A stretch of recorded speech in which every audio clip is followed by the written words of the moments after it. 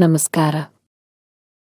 July 2024ರಲ್ಲಿ ಕಲಬುರಗಿಯ ಅನುಭವ ಮಂಟಪದಲ್ಲಿ ರಾಯಚೂರಿನ ಮುದ್ಗಲ್ನ ಲಿಂಗಸುಗೂರು ಮಠದ ಶ್ರೀ ಮಹಾಂತೇಶ್ವರ ಸ್ವಾಮೀಜಿ ಅವರು ರಾಸಾಯನಿಕ ಕೃಷಿಯ ಅಪಾಯಗಳ ಕುರಿತು ಪ್ರಬಲ ಸಂದೇಶವನ್ನು ನೀಡಿದರು. ಮಣ್ಣು ಮತ್ತು ಪರಿಸರಕ್ಕೆ ಹಾನಿಯಾದಾಗ ನಮ್ಮ ಜನರು ಮತ್ತು ಭವಿಷ್ಯದ ಪೀಳಿಗೆಯ ಆರೋಗ್ಯವು ಅಪಾಯದಲ್ಲಿದೆ ಎಂದು ಅವರು ನಮಗೆ ನೆನಪಿಸಿದರು. ಈ ಪವಿತ್ರ ಶ್ರಾವಣ ಮಾಸದಲ್ಲಿ ಸ್ವಾಮೀಜಿ ಅವರು ಕಲಬುರಗಿಯ ಪೂಜ್ಯ ಶರಣ ಬಸವೇಶ್ವರ ದೇವಸ್ಥಾನದಲ್ಲಿ ಭಕ್ತರಿಗೆ ತಮ್ಮ ಆಳವಾದ ಆಧ್ಯಾತ್ಮಿಕ ಪ್ರವಚನಗಳೊಂದಿಗೆ ಮಾರ್ಗದರ್ಶನ ನೀಡುತ್ತಲೇ ಇದ್ದಾರೆ. ಆಗಸ್ಟ್ 18, 2025ರಂದು ಸ್ವಾಮೀಜಿಯವರ ಉಪಸ್ಥಿತಿಯಿಂದ ನಾವು ಆಶೀರ್ವದಿಸಲ್ಪಟ್ಟಿದ್ದೇವೆ. ಸಾವಯವ ಗೊಬ್ಬರಗಳನ್ನು ಉತ್ತೇಜಿಸುವ ನಮ್ಮ ಧ್ಯೇಯದಲ್ಲಿ ಅವರು ಆಳವಾದ ಆಸಕ್ತಿಯನ್ನು ತೋರಿಸಿದರು ಮತ್ತು ಆರೋಗ್ಯಕರ ದೇಹ, ಶುದ್ಧ ಪರಿಸರ, ಮುಂದಿನ ಪೀಳಿಗೆಗೆ ಫಲವತ್ತಾದ ಮಣ್ಣು ಮತ್ತು ಆಧ್ಯಾತ್ಮಿಕ ಬೆಳವಣಿಗೆಯನ್ನು ಪೋಷಿಸುವ ಮೂಲಕ ಸಮಾಜವು ತನ್ನ ಯೋಗಕ್ಷೇಮದ ಬಗ್ಗೆ ಜಾಗೃತರಾಗಿರಬೇಕು ಎಂದು ಒತ್ತಿ ಹೇಳಿದರು. ಅವರ ದೈವಿಕ ಆಶೀರ್ವಾದಗಳೊಂದಿಗೆ ಕುಬಾ ಕುಟುಂಬವು ಸುಸ್ಥಿರ, ಆರೋಗ್ಯಕರ ಮತ್ತು ಆಧ್ಯಾತ್ಮಿಕವಾಗಿ ಸಮತೋಲಿತ ಭವಿಷ್ಯದತ್ತ ತನ್ನ ಪ್ರಯಾಣವನ್ನು ಮುಂದುವರಿಸಲು ಆಳವಾಗಿ ಪ್ರೇರಿತವಾಗಿದೆ. ಅವರ ಹಿಂದಿನ ಚರ್ಚೆಯನ್ನು ಇಲ್ಲಿ ಜೋಡಿಸಲಾಗಿದೆ. ರೈತ ಬಾಳೆ ಬೆಳಗಲಿ, ನಾಡು ಬೆಳಗಲಿ. ಧನ್ಯವಾದಗಳು. ಜುಲೈ 30ರಂದು ಕಲಬುರಗಿಯ ಪ್ರಖ್ಯಾತ ಅನುಭವ ಮಂಟಪದಲ್ಲಿ ಲಿಂಗಸುಗೂರಿನ ಶ್ರೀ ಮಹಂತೇಶ್ವರ ಮಠ, ಮುಡಗಲ್, ರಾಯಚೂರು ಕಲ್ಯಾಣ ಆಶ್ರಮದ ಶರಣರು ಶ್ರೀ ಮಹಾಂತ ಸ್ವಾಮೀಜಿಯವರು ರಾಸಾಯನಿಕ ಸಸ್ಯನಾಶಕಗಳ ಮತ್ತು ಕೀಟನಾಶಕಗಳ ಅತಿ ಹೆಚ್ಚು ಬಳಕೆಯಿಂದ ಮಣ್ಣು ಮತ್ತು ಪರಿಸರ ಹಾಳಾಗುತ್ತಿರುವುದು ಕುರಿತಂತೆ ಆಳವಾದ ಭಾಷಣವನ್ನು ನೀಡಿದರು. ಇವುಗಳ ಬಳಕೆ ನಾಡಿನ ಮಣ್ಣನ್ನು ಮಾತ್ರ ಹಾಳು ಮಾಡಿಲ್ಲ, ಆಡು ಉತ್ಪಾದನೆಯ ಪೋಷಕಾಂಶಗಳನ್ನು ಕಡಿಮೆ ಮಾಡಿರುವುದು ಬಗ್ಗೆ ಅವರು ವಿವರಿಸಿದರು. ಶ್ರೀ ಬಸವಣ್ಣನವರ ಹಾಗೂ ಶರಣರ ಆಧ್ಯಾತ್ಮಿಕ ಮತ್ತು ಸಾಮಾಜಿಕ ಬೋಧನೆಗಳಿಂದ ಪ್ರೇರಿತವಾದ ಸ್ವಾಮೀಜಿಯವರು ಪರಿಸರ ಸಂರಕ್ಷಣೆ ಮತ್ತು ಸ್ಥಿರ ಕೃಷಿ ಚಟುವಟಿಕೆಗಳ ಅವಶ್ಯಕತೆ ಮೇಲೆ ಜೋರಾಗಿ ಒತ್ತಾಯಿಸಿದರು. ಸಮಾಜಕ್ಕೆ ಸೂಕ್ತ ಉತ್ಪನ್ನಗಳನ್ನು ಒದಗಿಸುವ ಮೂಲಕ ಫಲಾನುಭವಿಯೇ ಆದರೂ ಪರಿಸರ ಹಿತವನ್ನು ಗಮನದಲ್ಲಿಟ್ಟುಕೊಂಡು ವ್ಯಾಪಾರವನ್ನು ನಡೆಸುವ ಕುಬ್ಬಾ ಕುಟುಂಬದ ಉದಾಹರಣೆ ಅನುಸರಿಸಲು ಸಮುದಾಯವನ್ನು ಪ್ರೋತ್ಸಾಹಿಸಿದರು. ಸ್ವಾಮೀಜಿಯವರ ಭಾಷಣ ನಮ್ಮ ಪರಿಸರದ ಹೊಣೆ ಹೊತ್ತುಕೊಳ್ಳಲು, ಸ್ಥಿರ ಕೃಷಿ ಪದ್ಧತಿಗಳನ್ನು ಅಳವಡಿಸಿಕೊಳ್ಳಲು ಮತ್ತು ಪ್ರಕೃತಿ ಹಾಗೂ ಮಾನವೀಯತೆ ಎರಡು ಸಮತೋಲನದೊಂದಿಗೆ ಬೆಳೆಯುವ ಭವಿಷ್ಯವನ್ನು ನಿರ್ಮಿಸಲು ನಮಗೆಲ್ಲ ಎಚ್ಚರಿಕೆಯ ಸಂಕೇತವಾಗಿದೆ. ಈ ವಿಡಿಯೋದಲ್ಲಿ ಅವರ ಆಳವಾದ ಸಂದೇಶವನ್ನು ಸೆರೆಹಿಡಿದಿದ್ದು ನಮ್ಮ ಆಧ್ಯಾತ್ಮಿಕ ಮತ್ತು ಸಾಂಸ್ಕೃತಿಕ ಪರಂಪರೆಯ ಶಾಶ್ವತ ಜ್ಞಾನಕ್ಕೆ ಸಾಕ್ಷಿಯಾಗಿದೆ. ಸಂಪೂರ್ಣ ವಿಡಿಯೋ ಲಿಂಕ್ ಕಾಮೆಂಟ್ನಲ್ಲಿ. ಬದುಕು ಅಗಸ ನೀರೊಳಗಿರ್ದು ಬಾಯಾರಿ ಸತ್ತಂತೆ, ಸತ್ತು ಹೋಗುವ ಸಲುವಾಗಿ ನಿನ್ನ ಬದುಕು ಬಂದಿಲ್ಲ. ನಿನ್ನ ಕಾರ್ಯ, ನಿನ್ನ ಸಾಧನೆ, ನಿನ್ನ ಬದುಕಿನ ಮೌಲ್ಯ ಈ ನೆಲದೊಳಗ, ಈ ಜಗತ್ತಿನೊಳಗ ಉಳಿಬೇಕು. ಏನಾದರೂ ಒಂದು ಒಳ್ಳೊಳ್ಳೆಯ ಕೊಡುಗೆಯನ್ನ ಈ ಸಮಾಜಕ್ಕೆ, ನಾಡಿಗೆ ಕೊಡಬೇಕು. ಇವತ್ತು ನಮ್ಮ ರಾಜಣ್ಣ ಬಂದಾರಿ ಇಲ್ಲಿ ಕಾರ್ಯಕ್ರಮಕ್ಕೆ. ಇವರ ಚಿರಂಜೀವಿ ಋಷಿ, ಅವರ ಮೊಮ್ಮಗ. ಅವ್ರ ಬಗ್ಗೆ ಸುಮ್ಮನೆ ವಿಚಾರ ಮಾಡುವಾಗ ಇವತ್ತೊಂದು ಸತ್ಯ ನನಗೆ ಗೊತ್ತಾಯಿತು. ಇವತ್ತು ಈ ರಾಷ್ಟ್ರದೊಳಗ, ಈ ನಾಡಿನೊಳಗ, ವಿದೇಶದೊಳಗೆ ಏನು ನಡೆದದ ಅಂದ್ರ, ಮನುಷ್ಯ ದುರಾಸೆಗೆ ತುತ್ತಾಗ್ತಾ ಇದ್ದಾನೆ. ಒಂದೇ ದಿನದೊಳಗೆ ಏನೇನೋ ಮಾಡಿ, ಏನೇನೋ ಆಗಿ, ಏನೇನೋ ಗಳಿಸಿ, ಏನೇನೋ ಆಗಬೇಕು ಅನ್ನುವಂಥ ಹುಚ್ಚಿನೊಳಗ ಇವತ್ತು ಮಾನವ ಸಮಾಜ ಕೊಚ್ಚಿ ಹೋಗಕತ್ಯದ. ಅದಕ್ಕಾಗಿ ಮನುಷ್ಯ ಒಂದಕ್ಕೆ 10 ಪಟ್ಟು ಎಲ್ಲದರೊಳಗೂ ಉತ್ಪಾದನೆ ಮಾಡಬೇಕು ಅನ್ನುವಂಥ ಹುಚ್ಚಿನೊಳಗ ಆಹಾರದೊಳಗೆ ಏನೇನೋ ವ್ಯವಸ್ಥೆಗಳನ್ನು ಮಾಡಿ ಅವುಗಳನ್ನು ಹುಟ್ಟಿಸುವಂಥ ವ್ಯವಸ್ಥೆಯೊಳಗದಾನ. ಇವತ್ತು ಮಿಲ್ಕ್ ಪ್ರಾಡಕ್ಟು ಕೂಡ 1ಕ್ಕೆ 100 ಪಟ್ಟು ಹೆಚ್ಚಾಗುವುದಕ್ಕೆ ಏನೇನೋ ಕೆಮಿಕಲ್ಗಳನ್ನು ಬಳಸಿ ಇವತ್ತು ಮನುಷ್ಯ ದುರಾಶಾವಾದಿಯಾಗಿ ಈ ಸಮಾಜದೊಳಗೆ ಬದುಕ್ತಾ ಇದ್ದಾನೆ. ನನ್ನ ಆತ್ಮೀಯ ಬಂಧುಗಳೇ, ವಿಚಾರ ಮಾಡಬೇಕು. ಅಪ್ಪ ಅವರು ಒಂದು ವಚನದೊಳಗೆ ಎಷ್ಟು ಚಂದ ಅಪ್ಪಣೆ ಕೊಟ್ಟಾರ, ಕಣ್ಣಿಗೆ ಕಟ್ಟುವಂಗೆ ಹೇಳ್ತಾರ್ರಿ. ಹಾವಿನ ಬಾಯ ಕಪ್ಪೆ ಹೊಸಿದು ಹಾರುವ ನೊಣಕ್ಕೆ ಆಸೆ ಮಾಡುವಂತೆ. ಶೂಲವನೇರುವ ಕಳ್ಳ ಹಾಲು ತುಪ್ಪವ ಕುಡಿದು ಮೇಲೇಸು ಕಾಲ ಬದುಕುವನೋ, ಕೆಡುವ ಒಡಲ ನೆಚ್ಚಿ ಕಡು ಹುಸಿಯನೇ ಹುಸಿದು ಒಡಲ ಹೊರೆವವರ ಮೆಚ್ಚ ಕೂಡಲ ಸಂಗಮ ದೇವ. ಏನು ಅನುಭವ, ಏನು ದರ್ಶನ, ಏನು ತತ್ವ, ಎಷ್ಟು ನಮ್ಮನ್ನು ವಿಚಾರಕ್ಕೆ ಹಚ್ತಾರೆ ಅಪ್ಪ ಅವರು. ಉದಾಹರಣೆ ಕೊಡ್ತಾರ್ರಿ. ಮನುಷ್ಯನ ಆಸೆಗೊಂದು ಮಿತಿ ಇರಬೇಕಲ್ಲ, ಮಿತಿ ಇರಬೇಕಲ್ಲ. ಅಪ್ಪ ಅವ್ರು ಹೇಳಿದರು, ಹಾವಿನ ಬಾಯ ಕಪ್ಪೆ ಹೊಸಿದು ಹಾರುವ ನೊಣಕ್ಕೆ ಆಸೆ ಮಾಡುವಂತೆ. ನೋಡಿ, ಒಂದು ಹಾವು ಹೀಗೆ ಹರಿದಾಡ್ತಾ ಹರಿದಾಡ್ತಾ ಹರಿದಾಡ್ತಾ ಬಂದು ಕೆರೆಯ ಪಕ್ಕದೊಳಗೆ ಒಂದು ದೊಡ್ಡ ಆಲದ ಮರ, ಅಶ್ವತ್ಥ ವೃಕ್ಷ, ಚಂದ ನೆಳ್ಳಾಗ ಬಂದು ಅದು ಆಡ್ತಾ ಕೂತಿತ್ತು. ಕಾರಣ, ಗಾಳಿ ಅದರ ನಿಜವಾದ ಆಹಾರ. ವಾಯು ಗುಣವ ಸರ್ಪಬಲ್ಲುದು. ಶರಣರು ಎಂಥ ಜ್ಞಾನಿಗಳು, ಪ್ರತಿಯೊಂದು ಅನುಭವ ಸತ್ಯ. ಅದು ಆನಂದವಾಗಿ ಗಾಳಿ ಸೇವನಾ ಮಾಡ್ತಾ ಆಡ್ಕೋತ ಹೆಡೆ ಎತ್ತಿ ಕೂತಿತ್ತು. ಅಂಥ ಸಂದರ್ಭದೊಳಗೆ ಆ ಕೆರೆಯೊಳಗಿರುವಂಥ ಒಂದು ಕಪ್ಪೆಗೆ ಆಸೆ ಆಯ್ತಂತ. ಕೆರೆ ದಂಡಿ ಮ್ಯಾಗ ಮನುಷ್ಯರು ಬಂದು ವಾಕಿಂಗ್ ಮಾಡ್ತಾರೆ, ನಾನು ಒಂದಿಷ್ಟು ವಾಕ್ ಮಾಡ್ಕೊಂಡು ಬರಬೇಕು ಅಂತ ನೀರು ಬಿಟ್ಟು ಕಪ್ಪಿ ಜಿಗಿತಾ ಜಿಗಿತಾ ಜಿಗಿತಾ ಹೊರಗೆ ಬಂದು ಹೆಂಗೆ ಜಿಗಿತಾ ಜಿಗಿತಾ ಜಿಗಿತಾ ಎಲ್ಲಿಗೆ ಬಂತು ಅಂದ್ರೆ ಆ ಗಿಡದ ನೆಳ್ಳಾಗ ಕುಂದಿರಬೇಕು ಅಂತ ಬಂತು.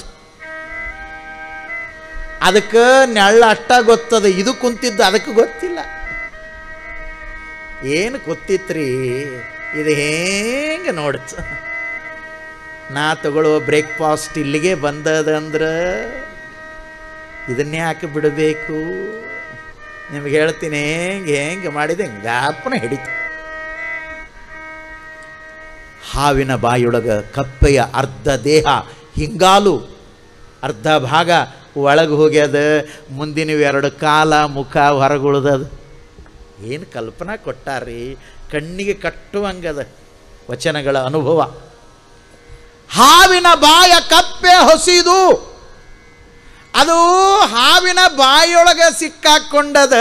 ಇದು ಜಪ್ಪಿಸಿ ಕಪ್ಪಿಸಿ ಆ ಕಪ್ಪೆಯನ್ನು ನುಂಗಲಿಕ್ಕೆ ಹಾವು ಪ್ರಯತ್ನ ಪಡುವಾಗ ಮುಂಭಾಗದ ಮುಖ ಏನು ಉಳಿದಿತ್ತು, ಮುಖದ ಮುಂದೆ ಒಂದು ನೊಣ ಗುಯ್ ಅಂತ ಹಾರಾಡ್ತಾ ಬಂತಂತ ಕಪ್ಪಿ ಮುಂದೆ.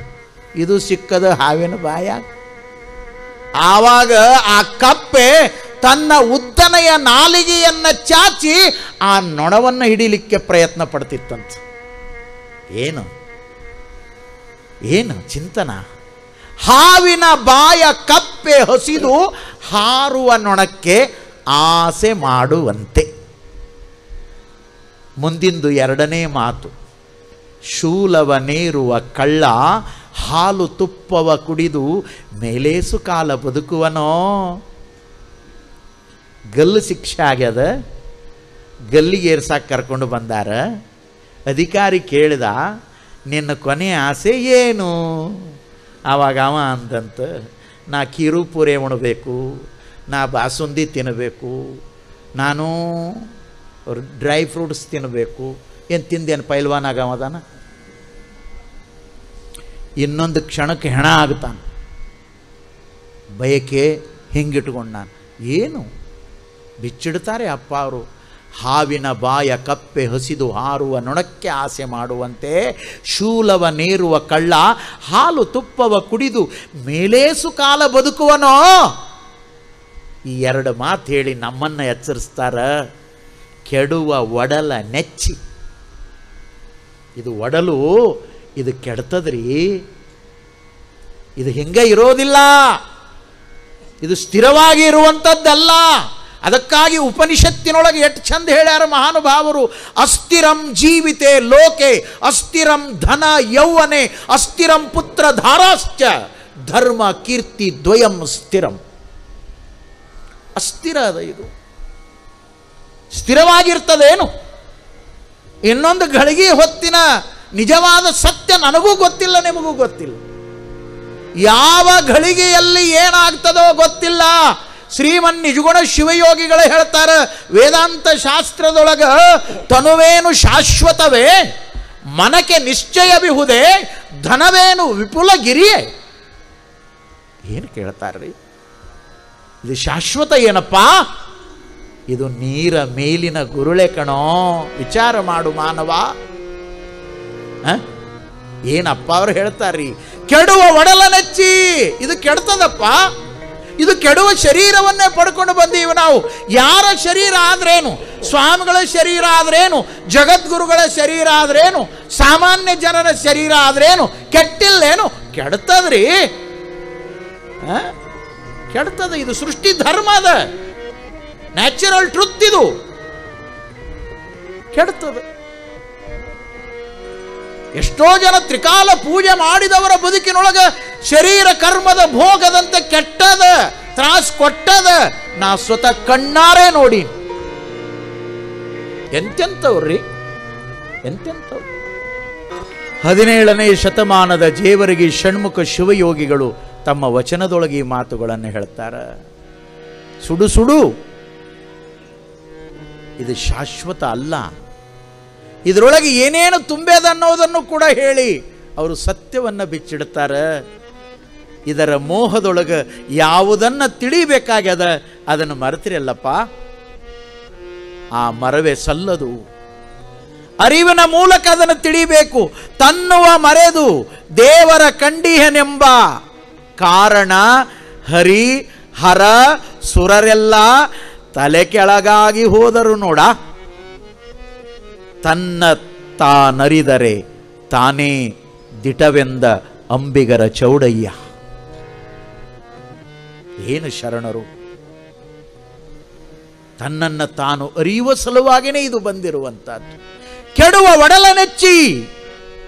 ಇದನ್ನು ನೆಚ್ಚಿ ಮನುಷ್ಯ ಎಷ್ಟು ಪಾಪ ಕೃತ್ಯಗಳಿಗೆ ಮನಸ್ಸು ಮಾಡ್ತಾನೆ. ಮಾನವ ಸಮಾಜದೊಳಗ ಕಡು ಹುಸಿಯನ್ನೇ ಹುಸಿದು, ಸುಳ್ಳಿನ ಸರಮಾಲೆಯನ್ನೇ ಎಣೆದು ಕಟ್ಟಿ ಸಾಮಾನ್ಯ ಜನರ ಜೀವನದೊಳಗ ಆಟ ಆಡುವುದನ್ನು ನಾವು ಕಾಣ್ತಾ ಇದ್ದೇವೆ. ಏನೇನು ಆಟ? ಒಂದಕ್ಕೆ 4 ಪಟ್ಟಾಗ್ತದೆ, ಒಂದಕ್ಕೆ 10 ಪಟ್ಟಾಗ್ತದೆ, ಒಂದಕ್ಕೆ 100 ಪಟ್ಟಾಗ್ತದಂತ ಸಾಮಾನ್ಯ ರೈತಾಪಿ ಜನಗಳನ್ನು ವಂಚಿಸುವಂಥ ಕಂಪನಿಗಳು ಬಂದಾವ. ಅವರು ಕೊಡುವ ಕೆಮಿಕಲ್ ಯುಕ್ತವಾಗಿರುವಂಥ ಪ್ರಾಡಕ್ಟ್ ಏನಿದ್ದಾವೆ ಅದು ನಮಗೆ ವಿಷಪೂರಿತವಾದ ಆಹಾರವನ್ನು ಕೊಡ್ತಾ ಇದೆ. ಅದರಿಂದ ಎಷ್ಟೋ ಜೀವನಗಳು ಇವತ್ತು ಸಂಕಟದೊಳಗಿದ್ದಾವ. ಆದರೆ ನಮ್ಮ ಪೂರ್ವಜರು ಕೊಟ್ಟಿರುವಂಥ ಕೃಷಿ ಪದ್ಧತಿ, ಸಾವಯವ ಪದ್ಧತಿ, ಆ ಪದ್ಧತಿಯನ್ನು ಬಳಸಿಕೊಂಡು ಇವತ್ತು ಸಿರಿಧಾನ್ಯಗಳನ್ನು ಬೆಳೆದು ಸಾವಯವದ ಮೂಲಕ ಸಿಗುವಂಥ ಸಂಪನ್ಮೂಲಗಳನ್ನು, ಆಹಾರ ಧಾನ್ಯಗಳನ್ನು, ಸಸ್ಯಗಳನ್ನು, ಹಣ್ಣುಗಳನ್ನು ತೆಗೆದುಕೊಳ್ಳುವುದರ ಮೂಲಕ ಆರೋಗ್ಯಪೂರ್ಣವಾಗಿರುವಂಥ ಬದುಕನ್ನು ಕಳೀಬೇಕನ್ನೋದು ಕೂಡ ಈ ಸಮಾಜದ ಒಂದು ದೊಡ್ಡ ಕಳಕಳಿ. ಅದೊಂದು ದೊಡ್ಡ ಸತ್ಕಾರ್ಯ, ಅದು ಶಿವಪೂಜೆ. ಆ ಹಿನ್ನೆಲೆಯಲ್ಲಿ ನಮ್ಮ ರಾಜಣ್ಣ ಅವರ ಮಗ ಋಷಿಯವರು ಇವತ್ತು ಸಾವಯವ ವಿಶಿಷ್ಟವಾಗಿರುವಂಥ ಒಂದು ಸಾಯಿಲ್ ಅದನ್ನು ಕಂಡುಹಿಡಿಯುವುದರ ಮೂಲಕ ಅದನ್ನು ಸಂಶೋಧನೆ ಮಾಡಿ ಇವತ್ತು ಅದನ್ನು ಎಲ್ಲ ಕಡೆ ಕೊಡುವಂಥ ಒಂದು ಸೇವೆಗೆ ಮುಂದಾಗ್ಯಾರಲ್ಲ. ಇದು ಕೂಡ ಒಂದು ಸಮಾಜಮುಖಿಯಾಗಿರುವಂಥ ದೊಡ್ಡ ಸೇವೆ, ದೊಡ್ಡ ಸೇವೆ, ದೊಡ್ಡ ಸೇವೆ. ಒಬ್ಬೊಬ್ಬರದ್ದು ಒಂದೊಂದು ರೀತಿ ಸೇವಾ ರೀ. ಎಲ್ಲರೂ ಒಂದೇ ಮಾಡಿದರೆ ಹೆಂಗೆ? ಮಾಂತ ಸ್ವಾಮಿಗಳು ಮಾಡೋ ಕಾಯಕ ಅವರೊಬ್ಬರೇ ಮಾಡೋದು. ಇದನ್ನು ಹೊಸರು ಮಾಡಿಕೊಡು ಕೂತ್ರೆ ಇನ್ನು ಕೇಳಕ್ಕೆ ಬರೋರು ಯಾರು? ಅವರವರ ಬದುಕಿನೊಳಗೆ ಭಗವಂತ ಒಂದೊಂದು ಸಂದರ್ಭಗಳನ್ನು ಕೂಡಿಸಿಕೊಡ್ತಾನೆ. ನೋಡಿ, ಇವತ್ತು ಅವರ ಮೊಮ್ಮಗನ ಮನಸ್ಸಿನೊಳಗೆ ಈ ಭಾವನೆ ಬಂತಲ್ಲ, ಒಂದು ಅಪರೂಪದ ಪ್ರಾಡಕ್ಟ್ ಅದು. ಅದು ಈ ಸಾವಯವ ಗೊಬ್ಬರ ಅಂತ ನಾವೇನು ಹೇಳ್ತೇವೆ ಅದಕ್ಕಿಂತಲೂ ವಿಶಿಷ್ಟವಾಗಿರುವಂಥದ್ದು. ನಾನು ಅದನ್ನು ನೋಡಬೇಕು ಅಂತ ಹಂಬಲ ಇಟ್ಕೊಂಡೀನಿ, ಇನ್ನೂ ನೋಡಿಲ್ಲ. ಸುಮ್ಮ ಕೇಳಿದ ಮಾತು ಈ ವಿಚಾರದೊಳಗೆ ನೆನಪು ಬಂತು ಅಂತ ಹೇಳಾಕತ್ತೀನಿ. ಅದನ್ನು ನೋಡಿ ಬಂದರೆ ಇನ್ನೂ ಏನು ಹೇಳ್ತೀನೋ ಏನೋ, ಇನ್ನೂ ನೋಡೇ ಇಲ್ಲ. ಸುಮ್ಮ ಅವರು ಮಾಡುವ ಸತ್ಕಾರ್ಯಗಳ ಒಂದು ಹೊರನೋಟ, ಅವ್ವಾವ್ರದ್ದು ಒಂದು ಕಡೆ ಸೇವಾ ನಡೆದ್ರೆ, ಕೂಬಾ ಮನೆತನದ್ದು ಒಂದು ಕಡೆ ಸೇವಾ ನಡೆದ್ರೆ, ಆ ಮನೆತನದ ಹಿರಿಯರು ಹಿಂದಿನ ಕಾಲದೊಳಗೆ ಜೋಳದ ವ್ಯಾಪಾರವನ್ನು ಮಾಡಿ ಈ ನಾಡಿನೊಳಗೆ ಗಂಜಿ ಕೇಂದ್ರಗಳನ್ನು, ದಾಸೋಹದ ಪರಂಪರೆಯನ್ನು ಹುಟ್ಟಾಕಿರುವಂಥ ಮನೆತನ ಕೂಬಾ ಮನೆತನ. ಎಷ್ಟು ಗೌರವಯುತವಾದ ಬದುಕನ್ನು ಬದುಕ್ಯಾರ, ಆದರ್ಶವಾಗಿ ಬದುಕ್ಯಾರ. ಬಡಬಗ್ಗರ ಕಣ್ಣೀರನ್ನು ಒರೆಸಿ ಅವರಿಗೆ ದಾಸೋಹ ಮಾಡಿ, ದಾನ ಮಾಡಿ ದಾರಿ ತೋರಿಸಿದ ಮನೆತನ. ಅಂಥ ಮನೆತನದ ಬಸವ ಬೆಳಕಿನ ದಾರಿಯೊಳಗೆ ಇವತ್ತು ನಮ್ಮ ಋಷಿ ಈ ಕೆಲಸಕ್ಕೆ ಮುಂದಾಗ್ಯಾರಂದರೆ ಆ ಯುವಕರು ಈ ನಾಡಿಗೆ ಒಂದು ವಿಶಿಷ್ಟವಾದ ಕೊಡುಗೆಯನ್ನು ಕೊಡ್ತಾರೆ. ಬಹುಶಃ ನನಗೆ ಹಂಬಲ ಎಷ್ಟು ಆಗ್ಯದ ಅಂದ್ರೆ, ಅವ್ರು ಏನಾರ ಮಾಡ್ಯಾರ ಅದನ್ನು ನೋಡಬೇಕು, ಅದನ್ನು ತೊಗೊಂಡು ಹೋಗಿ ನಮ್ಮ ಆಶ್ರಮದಾಗ ಪ್ರಯೋಗ ಮಾಡಬೇಕಂತ ಮನಸ್ಸು ಮಾಡಿನ. ನಮ್ಮದು ಒಂದು 5.5 ಎಕರೆ ಕೃಷಿ ಮಾಡ್ತೀನಿ ನಾನು, ಪಕ್ಕ ಒಕ್ಕಲಿಗ ನಾನು. ಬಿಡುವಿದ್ದಾಗ ಎಮ್ಮೆ ಕಾಯ್ತೀನಿ, ಎಂಡಿಕಸ ಬೆಳಿತೀನಿ. ಯವ್ವ ಮುಂಜಾನೆ ತೆಗೆದು ಡ್ಯೂಟಿನ ಅವ್ರು ಬಂದವ್ರು ನೋಡ್ತಾರೆ, ಅಜ್ಜವ್ರು ಬೆಳಿತಾರಲ್ರಿ ಅಂತಾರೆ. ಯಾಕೆ ಅಜ್ಜವ್ರು ಬೆಳಿಬಾರ್ದೇನು? ಸ್ವಾಮಿಗಳು ದನ ಕಾಯಬಾರ್ದೇನು? ಕಾಯಕಾದು. ನಾ ಭಾಳ ಕಡೆ ಹೇಳ್ತಿರ್ತೀನಿ ರೀ, ದನ ಕಾಯೋದ್ರಾಗಿರುವ ಸುಖ ಜನ ಕಾಯೋದ್ರೊಳಗೆ ಇಲ್ಲ. 40 ವರ್ಷದ ಅನುಭವ ನಾನು, ಪಕ್ಕ ಹೇಳ್ತೀನಿ ಕೇಳಿ.